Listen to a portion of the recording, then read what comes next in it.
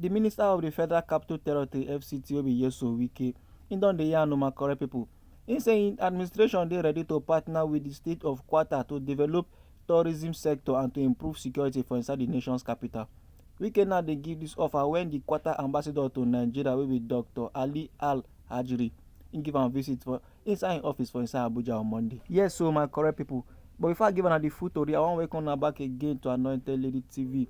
No forget, inside the channel we dey like give una ogbonge and legitimate news wey dey happen inside our country Nigeria. So if you never subscribe to this channel, make you try subscribe and turn on the notification bell so that as we dey bring the news dey come my correct person, you dey get the update sharp sharp.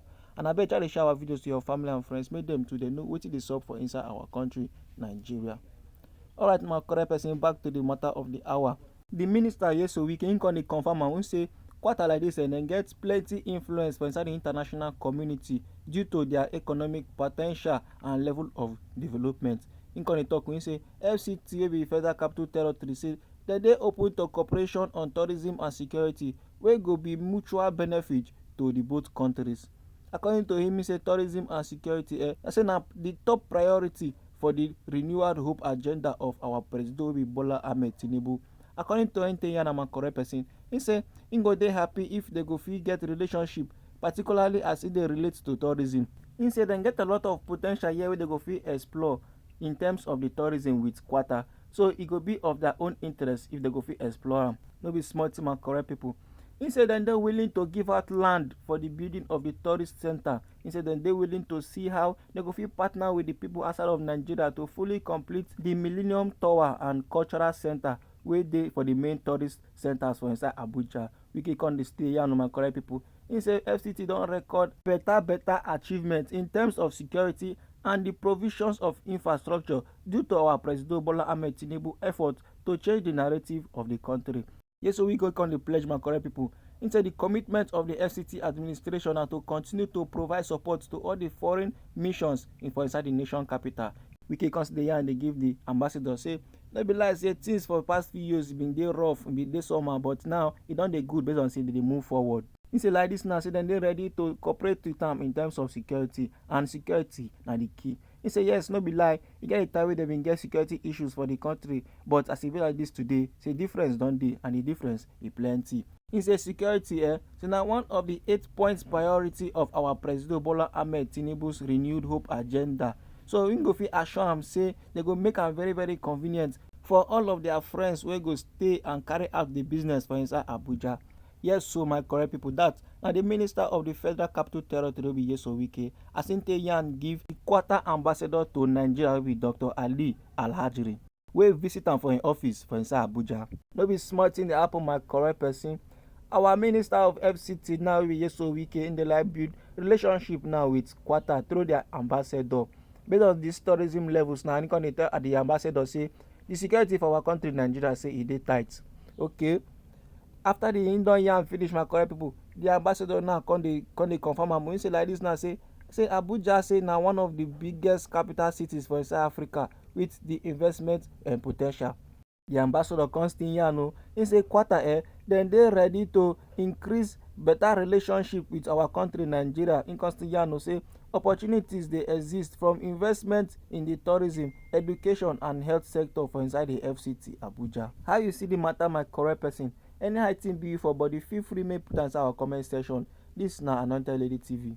Meanwhile, my correct people, the federal government they don assure to address the concerns of oil transporters and distributors to make sure say smooth distribution follow the high cost of the operation and main ten ance of trucks wey dem use dey distribute petroleum products. Senator Sh0ck wey be minister of the state petroleum resources, im come dey yarn this one inside on Monday for inside Abuja when he meet with some of the oil stakeholders for the downstream sector. The stakeholders now include the members of the Nigerian Association of Road Transport Owners, Petroleum Tanker Drivers, Independent Petroleum Marketers Association of Nigeria, and the Nigeria Union of Petroleum and Natural Gas Workers. Based on reports by the news agency of Nigeria (NAN), say the meeting come dey necessary for the view of the fuel queues wey don return to the various fuel stations for inside the country Nigeria. And this development, my correct people, na the result of the suspension of operations by NARTO, and those one mean Nigerian Association of Road Transport Owners. Based on say they don fulfill the threat wey dem make wey be to suspend lifting of petroleum products nationwide and down tools from Monday due to the high cost of operations and main ten ance. No be small thing, my correct people. The Nigerian Association of Road Transport Owners and the oil marketers dem don dey complain since of the high cost of diesel wey don climb to 1,300 per litre, wey dem need to fuel their trucks for the transportation and distribution of petroleum products to nationwide. After the news agency of Nigeria correspondent wey don go around the city of Abuja, im come find out say many fuel stations dey no dey sell the premium motor spirit wey be fuel, and the few marketers wey dey sell dem get long queues for inside their filling station, and dem come dey sell 617 naira and 675 naira per litre.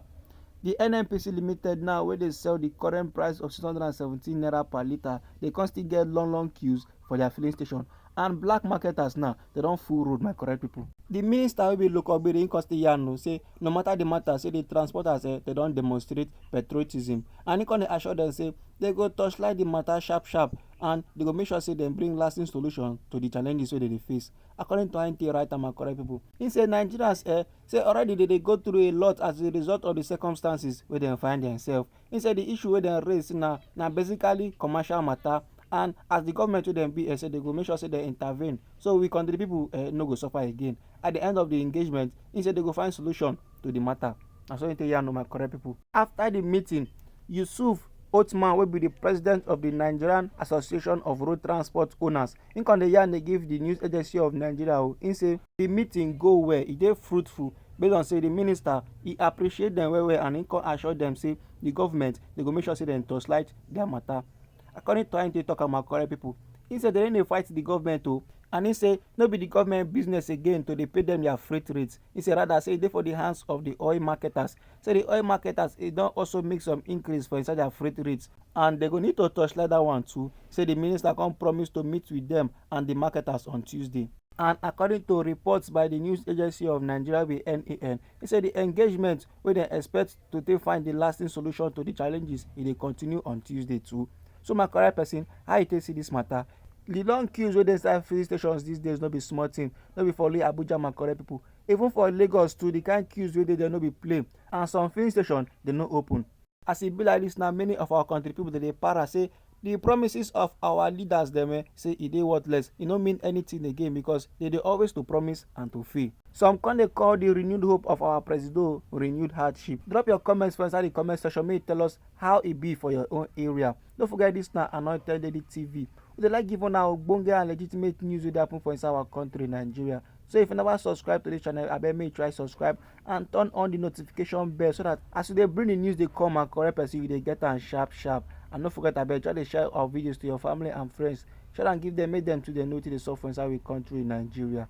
I dey bring another update for you, my correct person. Just click the next video.